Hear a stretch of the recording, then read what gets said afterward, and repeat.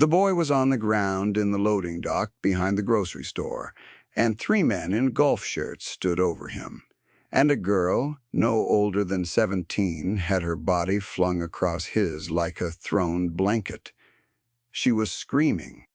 Her voice cracked on the high notes and kept going anyway. "Leave him alone!" she screamed. "Leave him alone!" And the words bounced off the cinder block and the dumpsters and the wet asphalt and went nowhere because there was no one back there to hear them at 9 o'clock on a Tuesday night.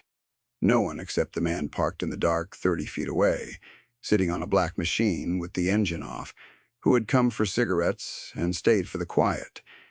He heard every word. Her name was Danny Vance, and she was nobody. That was how the town of Halford, in the dry, brown middle of California, had her filed. The daughter of a woman who cleaned the offices at the Hargrove Group after the suits went home. A girl who stocked shelves at the Save Right 4 nights a week and went to the community college 2 mornings a week and slept the rest of the time she could manage it. She was thin in the way that comes from skipping meals on purpose so a younger brother does not have to. She wore a thrift store denim jacket, gone soft and pale at the elbows, and beneath it the green Save Right vest she had not had time to take off. And she had tired eyes the color of weak tea, and a jaw that set hard when she was scared, which was a thing she had learned to do so that no one would see the fear underneath. She was scared. Now she did not let it show. The boy under her was her brother Eli. He was 19, but slow in the way the doctors had a longer word for. And he understood the world the way a child of 8 might, which meant he understood kindness perfectly and cruelty. He had a job, too, 3 afternoons a week, collecting carts in the Save Right lot. He loved the carts. He lined them up by size and counted them, and called the longest train of them Snake. He had been pushing his snake across the lot an hour ago when the 3 men in golf shirts had come out of the steakhouse, 2 doors down, loud and warm with bourbon, and one of them had thought it was funny to kick the front cart so the whole snake jackknifed and scattered. Eli had cried. Not the way a man cries, the way a boy does, loud and without shame, and that had made the men laugh harder, and the laughing had drawn him toward them instead of away, because Eli did not know that laughter could be a weapon. He had tried to explain about the snake. He had picked up the front cart and tried to show them how the carts went together, how this one nested into that one, his big, slow hands, patient and careful, while the men in golf shirts circled and grinned. And one of the men, the biggest one, with a college ring and a watch that caught the lot lights, had put a flat palm on Eli's chest and shoved him hard, and Eli had stumbled back into the carts and gone down on the wet asphalt, and the laughing had a different edge to it now. And they had followed him around the corner into the dark of the loading dock the way men do when the cruelty has its own momentum, and the bourbon will not let them stop. The biggest one had asked the other 2 if they thought it could even count to 10. He had said it slow and loud, the way you talk to a dog, leaning down over the boy on the ground. That was where Donnie found them. She had heard the carts go over from inside the store, heard the laughing, felt the particular silence that came after, the kind that is not empty but full. She had dropped a case of canned peaches in aisle 6 and run. Now she lay across her brother and screamed at men 3 times her size, and the biggest one, the one with the ring, crouched down close to her face and smiled. "You, his keeper," he said. His breath was sweet and rotten. "Somebody ought to keep a leash on it. He has a name." Her voice shook. She made it stop. "His name is Eli. He didn't do anything to you. It looked at me wrong." The man stood. He was enjoying this.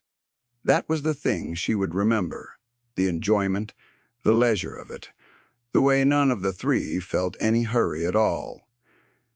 "You know who I am, sweetheart?" She did not. She would learn. The man who had heard her was named Coyle. That was all anyone in Halford had ever needed to call him, one word. The way a single word is enough, when the man behind it does not need to be looked up twice. He was 61 years old, heavy-set and barrel-chested, well over 6 feet, with hands that had broken and healed, crooked, and a back that ached when the weather turned. His skin was the deep-weathered brown of a man who had spent 40 years in the open air, and the sun seamed at the eyes and the neck. He wore a full gray beard, long and clean, and his head was shaved smooth beneath it, and there was a faded blue tattoo crawling up the left side of his throat that no one had asked him to explain in a very long time. His eyes were a pale-washed gray, almost colorless, deep-set under a heavy brow.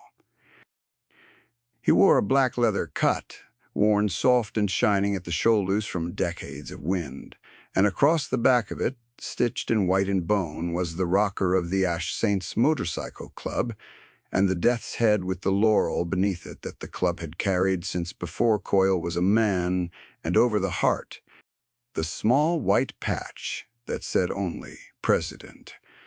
He had been the president of the Halford Charter for 22 years.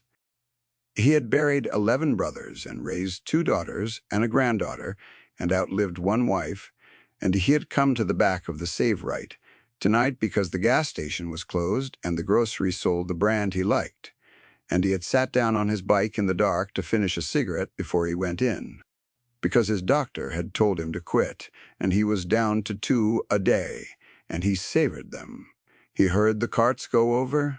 He heard the laughing. He heard a boy cry like a child, and then he heard a girl's voice tear itself open against the cinder block. And Coyle, who had not hurried for anything in many years, found that he was already off the bike. He did not run. Men his size and his age do not run, and men with his patch do not need to. He walked into the spill of the one working dock light, and the dark seemed to come with him, and the 3 men in golf shirts looked up and saw a shape they did not at first understand. Then they understood the patch. The biggest one, the one with the ring, was the last to stop smiling.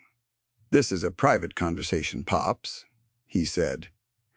Something had gone out of his voice, though the bourbon could not hold the line.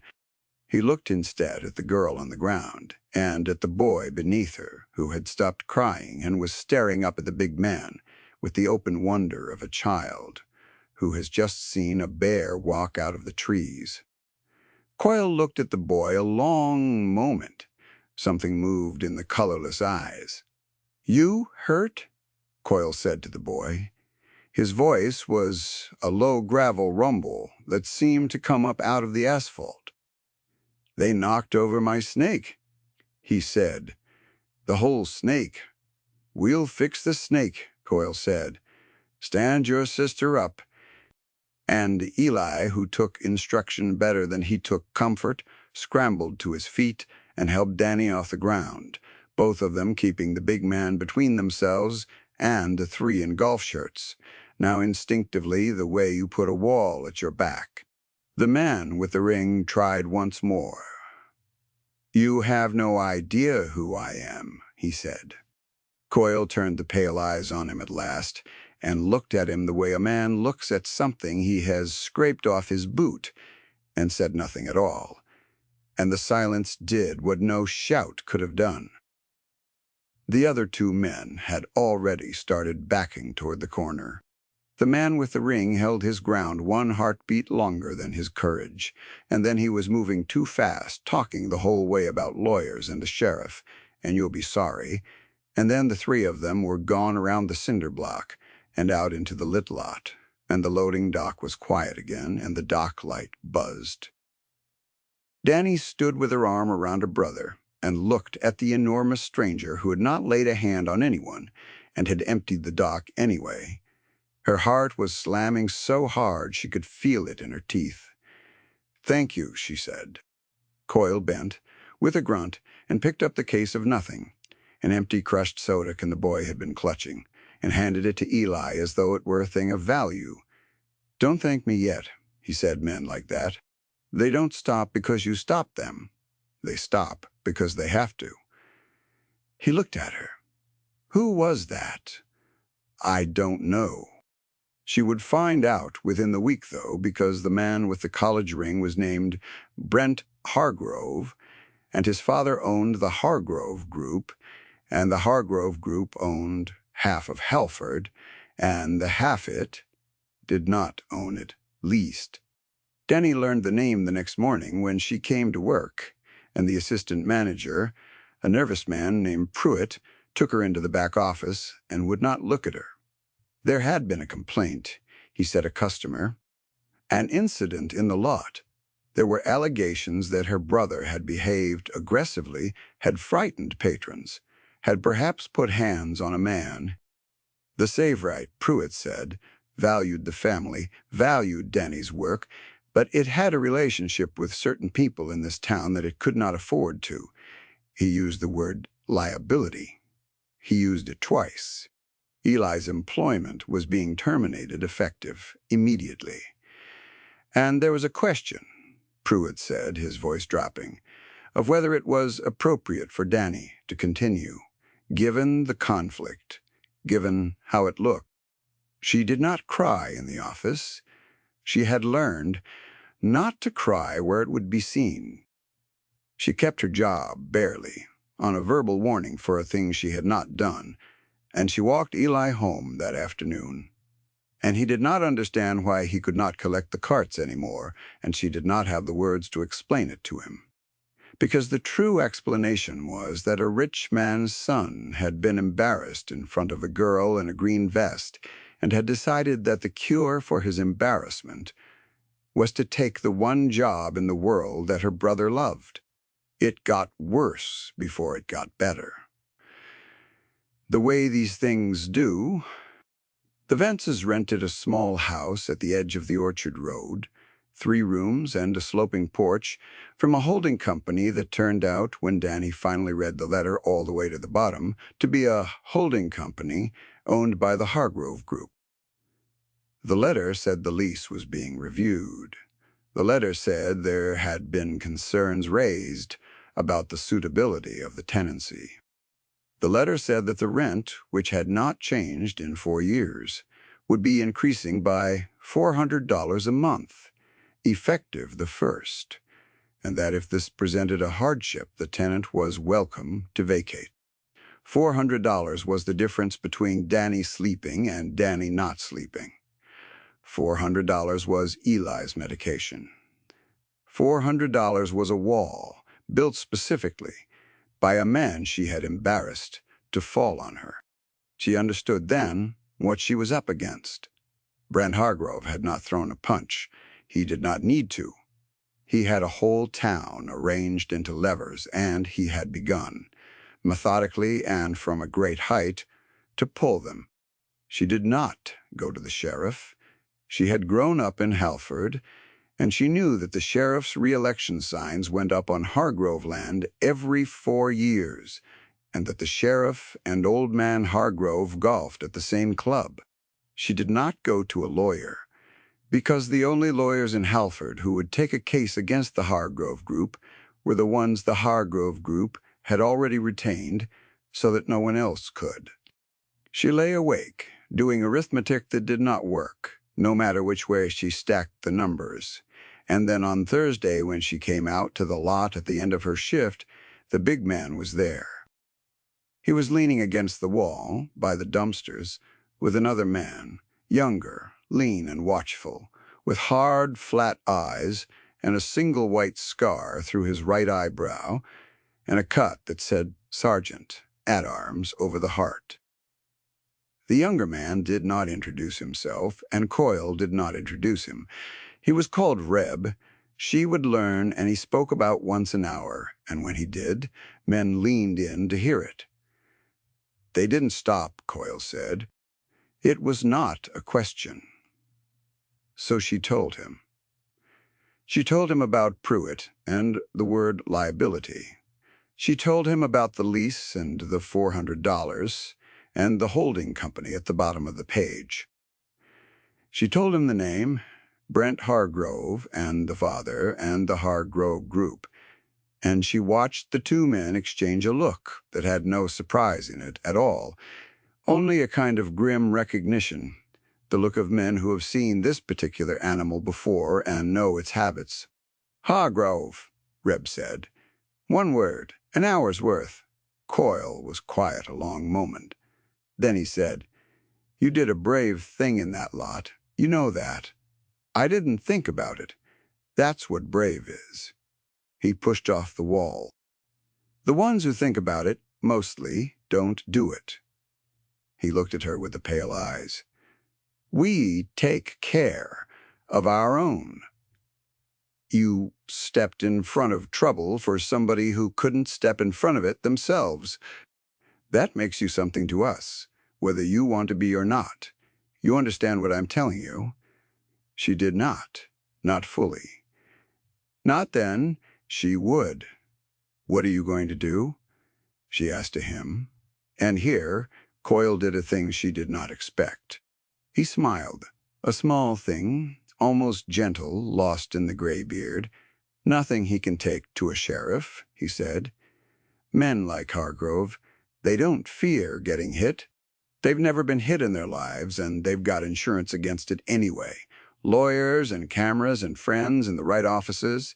You hit a man like that, you just hand him the thing he wants, which is to be the victim." He shook his big head slow. "No, you don't fight a man like that with your hands. You fight him with the truth. And the thing about men who think they own a whole town is they always leave a paper trail. They're not afraid of paper. They've never had to be." Danny did not understand how a motorcycle club was going to fight a man with paper. She pictured chains and bats and broken windows because that was the picture the world had given her of men in leather. She would learn that the most dangerous thing in the Ash Saints clubhouse was not the men at all. It was a 26-year-old prospect named Felix, who had 3 years of an electrical engineering degree and a felony record from when he was 19, and who could find anything a man had ever put his name to. The clubhouse sat at the dead end of an industrial road past the rail yard, a low cinder block building with a steel door and no sign, surrounded by a yard full of motorcycles lined up in formation like soldiers asleep. Coyle brought her there on a Friday night, her and Eli both, because he said a person should see the inside of a place before they decided to trust it. The smell hit her first when the steel door swung, stale beer, cigarette smoke, machine oil, and old leather, all of it warm and close. Eli was not afraid for 1 second. Eli walked through the steel door and saw 20 hard men in leather and a pool table under a low-hanging lamp and a wall of patches and old photographs of men on bikes going back 40 years, and he breathed it in deep and said loud, delighted, "It smells like my grandpa," and a room full of outlaws went quiet and then began slowly to grin. They fed him. A man set a plate of ribs in front of him without being asked, and Eli ate with both hands and told them about the snake, the whole snake, and how it had a front and a back, and how you had to push from the middle. They let him rack the balls on the pool table and call it his job, and he took the job seriously, lining the rack up square 3 times before he was satisfied. An enormous man named Tully, 60 if he was a day, bald with no teeth on the left side and a laugh like a truck downshifting, crouched down to Eli's level and taught him to chalk a cue, blowing the blue dust off the tip with great ceremony so that Eli laughed until he had to sit down. And Danny stood in the doorway, small in her pale denim jacket, and watched her brother be treated as a person, as a guest, as someone whose joy mattered for the first time in longer than she could remember outside the walls of their own little house, and the hard thing she carried in her chest all the time, the clenched fist of it, loosened by one finger. A woman about her mother's age, gray-streaked hair in a long braid, the wife of one of the older men, came and stood beside her and watched the boy, too. "He's good," the woman said simply. "The way you'd remark on weather.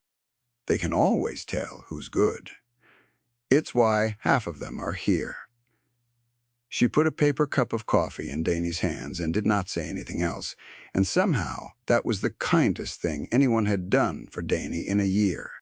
In a back room, Coyle sat her at a table with Felix and a laptop. The prospect was wiry and pale, dark hair to his collar, ink up both forearms, a quick, nervous energy entirely unlike the stillness of the older men. He talked fast and low. "So I looked into your landlord," Felix said. He turned the laptop toward her. "Your house, the holding company, Bluefield Asset. Partners right, that's on your lease. Bluefield's a shell, owned by another shell, Catalpa Equity. Catalpa's managed out of the same office as the Hargrove Group. Same registered agent, same suite number." He tapped the screen. "Took me 20 minutes. They don't even hide it well because they've never had to. Nobody who rents from Bluefield has ever had the time or the money to follow it up the chain. So they own my house," Donnie said. "I already knew that. Knowing it doesn't help me." "No," Felix agreed, "by itself, it doesn't." He glanced at Coyle, who nodded. "Once, but here's the thing about a man who builds his whole world out of paper. The paper remembers everything, and some of it he really did not want anyone to read." It took Felix 11 days. In those 11 days, the pressure on the Vances did not let up. It tightened. The lease increase letter was followed by a notice of inspection. A single sheet slid under the door at dawn, with no envelope, as if to say that the people who sent it had a key. The inspector came on the Monday. He was a tired man named Garber, with a clipboard and a belly that strained his county polo, and he stood on the sloping porch and would not meet Danny's eyes. And she understood before he said a word that he had been told what to write, before he ever got in his truck. He walked the 3 rooms slow. He wrote down the railing on the back step that had wobbled since before the Vances moved in. He wrote down the smoke detector in the hall that the holding company had never replaced. He pressed his boot on the soft spot in the porch boards and made a note as though he had discovered it. He measured the bedroom window and frowned at the measurement. Each thing he wrote was real and small and old, and each thing had been there for years. And Danny stood in her own kitchen and watched a stranger turn the ordinary wear of a poor family's house into a list of crimes. "This isn't from us," she said. "All of this was here. We reported the railing twice, I'm sure you did." Garber clicked his pen. He still would not look at her. "I just write what I see, ma'am. Where it came from isn't my department." He tore the top sheet off the clipboard and set it on the counter, and it was a 30-day cure, or quit. A list of repairs no tenant was responsible for, with a deadline she could not meet, and a landlord who would not make them, and the whole point of it sitting there plain on the laminate. He let himself out. He did not say goodbye. The screen door banged twice, and was still. Eli stopped sleeping through the night. He could feel the fear in the house, the way a dog feels a storm coming without understanding it, and it came out of him as questions Danny could not answer. Were they going to move? Was he in trouble? Did he do something bad with the carts? One night, near 2 in the morning, he came and stood in her doorway in his sock feet, holding the crushed soda can the big man had handed back to him, because he had decided it was lucky and would not throw it away.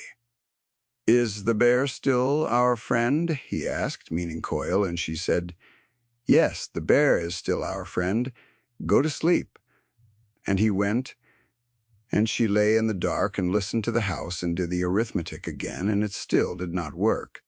She almost broke once. She drove to the Hargrove Group's offices, the glass building on the good side of town, where her own mother mopped the floors at midnight, and she sat in the parking lot and worked up the nerve to go in and beg. To say, "I am sorry. I should not have screamed at your son, please. I will say whatever you want me to say. Just let my brother keep his job, and let us keep our house." She had her hand on the door of her car, and then she thought about Eli racking the balls on the pool table and saying, "It smells like my grandpa." And she thought about the big man saying, "That's what brave is." And she took her hand off the door and drove home, because there is a kind of bending that is really breaking, and she had come too close to it. On the 11th day, Coyle sent Reb to bring her to the clubhouse, and Felix had the laptop open and his hands were shaking a little, the way a man's hands shake when he is holding something heavier than it looks. There were 3 energy drink cans crushed beside the keyboard, and a legal pad covered in his cramped handwriting, columns of unit numbers, arrows, dates, circled twice. He had not slept much. When she came in, he turned the screen so she could see and started talking before she had even sat down. What Felix had found was this. The Hargrove Group did not only own houses. It managed through Catalpa Equity 3 apartment complexes that drew their rent from a county housing assistance program, federal money, paid out monthly per occupied unit. And the Hargrove Group, for 6 years running, had been billing the program for occupied units that were not occupied, ghost tenants, names with no people behind them, in apartments that sat empty or had been quietly converted into storage and a leasing office, while the federal checks came in every month for each phantom soul. Felix had the unit numbers. Felix had the billing records pulled from a contractor portal that the Hargrove Group's own maintenance company had left wide open because they had never imagined anyone beneath them would think to look. He had cross-checked the billed units against the maintenance logs, and the empty ones generated no work orders, no plumbing calls, no turnover cleanings, year after year, because no one lived there. Felix had a spreadsheet, the company's own, that listed the real occupancy in one column and the billed occupancy in another, and the 2 columns did not match, and the gap between them was, over 6 years, just under $2 million of stolen public money. "That's prison," Felix said quietly. "Not a fine, not a settlement. Federal program fraud. 6 years, $2 million. That's the old man, and that's the son, because the son signed the management certifications. His name is on them. Brent Hargrove personally certified the occupancy numbers every quarter. His signature 41 times. Danny looked at the screen and did not understand all of it, but she understood enough. She understood that the boy with the college ring who had taken her brother's job and her family's house out of wounded pride had handed her, without knowing it, the rope to hang himself. "What do we do with it?" she asked. And Coyle, who had been standing at the window watching the bikes in the yard, turned around, and there was something in his face she had not seen before. An old, cold patience, the look of a man who has waited a very long time for the right kind of justice and has learned exactly how to deliver it so that it cannot be undone. "We don't do anything with it." He said, "You do." The plan was not violent. That was the thing Danny would tell people years later, when she told it at all, that there was not one raised hand in the whole of it. The plan was a meeting. Coyle had Felix make 3 copies of everything. The records, the spreadsheet of 41 certifications with Brent Hargrove's signature on each.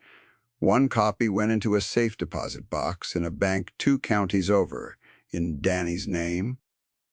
One copy was mailed, certified to the office of the Federal Programs Inspector General, with a cover letter Felix drafted and Danny signed, and a tracking number that proved the day it was sent. And the third copy Coyle put in a plain envelope, and he made a phone call, and he arranged for Brent Hargrove to come to the clubhouse at the dead end of the Industrial Road, alone, on a Tuesday night at 9 o'clock, 1 week to the hour from the night in the loading dock. Brent Hargrove came because Coyle's message had named the unit numbers. That was all it had needed to say. 6 unit numbers and a time and an address, and the man who owned half a town had gotten into his car alone because the one thing he could not do was let anyone else hear those unit numbers said aloud. He came in his golf shirt and his college ring, and he walked through the steel door into the clubhouse, and the room was not empty. The whole charter was there. 20-some men in leather, silent, sitting and standing around the walls, not one of them moving toward him, not one of them needing to. Coyle sat at the head of the scarred bar table with the plain envelope in front of him. And at Coyle's right hand, in a chair that had been set there for her, sat Donnie Vance, in her pale denim jacket, small and straight-backed, with her brother Eli beside her, holding a cue stick like a scepter. Brent Hargrove looked at the girl in the vest he had tried to erase, and the blood went out of his face. "You don't know what you're doing," he said. His voice was high. The bourbon courage of the loading dock was a thing that belonged to a different man. "My father, my family, we will bury you. We will bury all of you. Do you have any idea what we are?" "Sit down," Coyle said. He did not shout it. He said it the way the dock light buzzed, low and constant, and impossible to argue with, and Brent Hargrove sat down in the chair across the table because his legs did it before his pride could stop them. Coyle slid the envelope across the scarred wood. "Open it." He opened it. The whole room watched him read. They watched the 41 signatures register, his own name over and over in his own hand. They watched him understand that the spreadsheet was the company's own spreadsheet. They watched him get to the certified mail receipt, the one with the Inspector General's address and the tracking number and last Friday's date, and they watched the exact moment he understood that it was already gone, already sent, already past the point where any amount of his father's money could call it back. "You can't," he whispered. "You can't. This is not. It's already done," Danny said. It was the first time she had spoken, and her voice did not shake at all. She had practiced it in the dark, lying awake. The steadiness was just there, the way the big man had told her it would be, the way that standing in front of trouble for someone you love changes the metal in your spine for good. "It went out Friday," she said. "Certified. There's a copy in a bank you'll never find, in my name, and there's a copy in your hands. I didn't come here to make a deal. There's no deal. I came so you'd know it was me. You took my brother's job because he loves carts, and he made you feel small.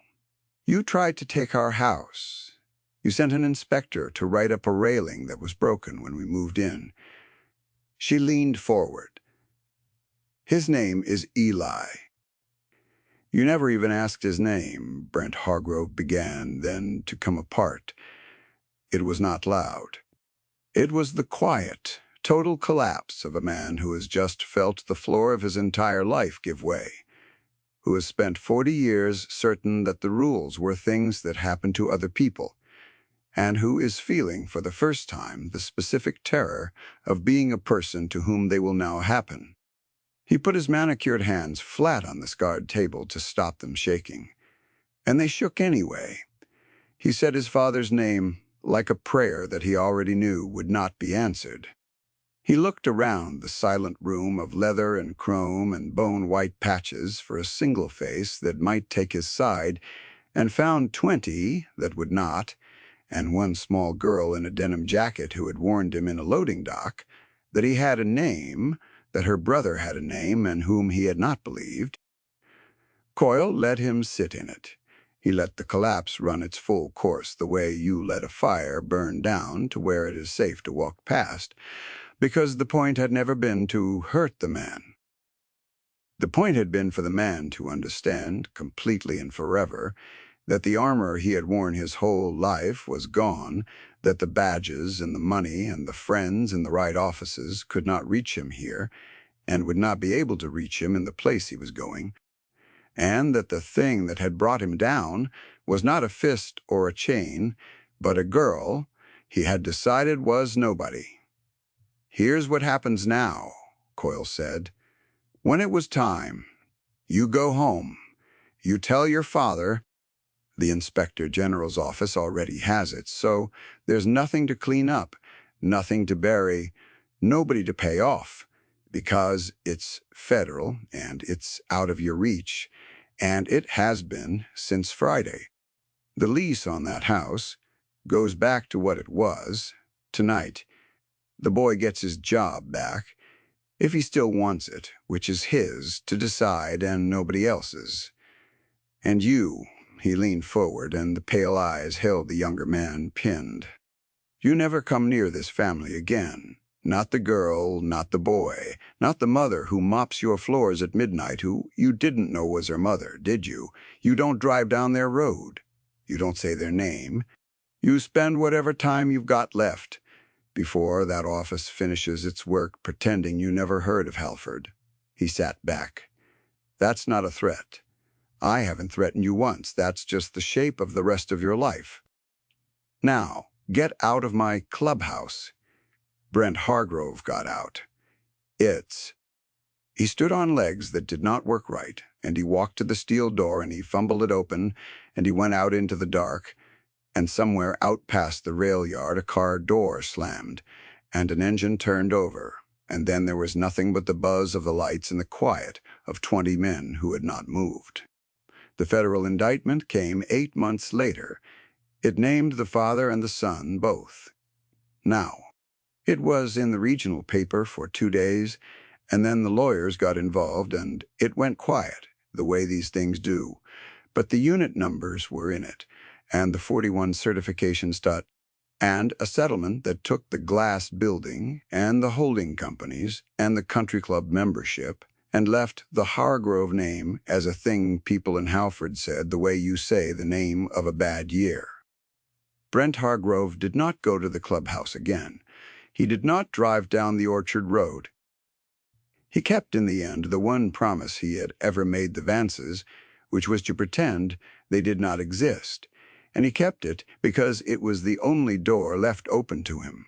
That was 8 months off, though, and it was not the part that mattered. The part that mattered happened that same Tuesday night. After the steel door closed behind the broken man, the room let out its breath. Tully racked the pool balls, and Eli appointed himself referee. Felix closed the laptop, and a man pressed a soda into his shaking hands. And Coyle came around the scarred table and stood in front of Danny Vance, who was still sitting very straight in the chair they had set for her, and he looked down at her for a long moment with the pale, colorless eyes. "You didn't ask us to do any of this," he said. "You came in front of trouble in a parking lot for somebody who couldn't do it himself, and you didn't know there was a soul watching, and you did it anyway. That's the whole code. That's all it's ever been." He reached into his cut and took out something small and set it on the table in front of her.